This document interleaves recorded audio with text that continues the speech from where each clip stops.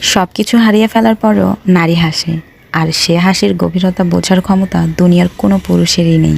কি ঠিক বলেছি তো?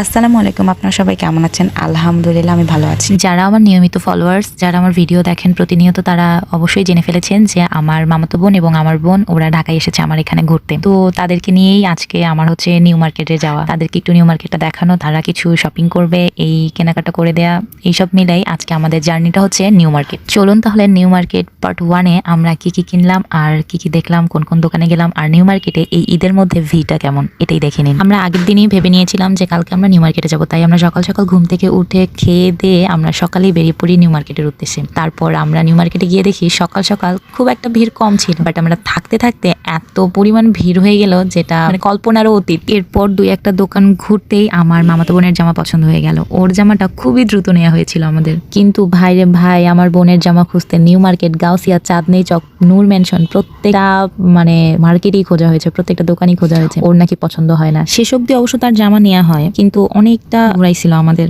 পা অনেক পরিমাণ ব্যথা হয়ে গেছে, আর হাঁটতেই পারতেছিলাম না আমরা। ও কাপড় চোপড় বা ও জিনিসপত্র নিতে গেলে ও একটু বেশি চুজি, অনেকক্ষণ দেখবে, অনেক দোকান ঘুরবে, দেখবে, তারপর সে নেবে। যাই হোক, তারপর অনেক দোকান ঘোরার পর তার একটা জামা পছন্দ হয়েছে, সেটা নেওয়া হয়েছে। ও যতগুলো জামা ট্রায়াল দিয়েছে, আমার আর আমার মামাতো বোনের সব জামাই পছন্দ হয়েছে, কিন্তু ওর পছন্দ হয়নি। আর আমার মামাতো বোন তো এটাও বলেছে যে আমি যদি এই নিউ মার্কেটে সব জামা কিনতে পারি তাহলে আমার ঈদটা একটু শান্তিতে হবে। তিনজনের টুকটাক এসব কিনে আমরা বাসায় চলে আসি, কারণ এত পরিমাণে শরীর ক্লান্ত হয়ে গিয়েছে আর এত পরিমাণে অসুস্থ হয়ে পড়েছি আমরা এই ভিড়ে, যে শেষ আর কোনো ভিডিওই নেওয়া হয়নি। আজকে এই পর্যন্ত, আল্লাহ হাফেজ।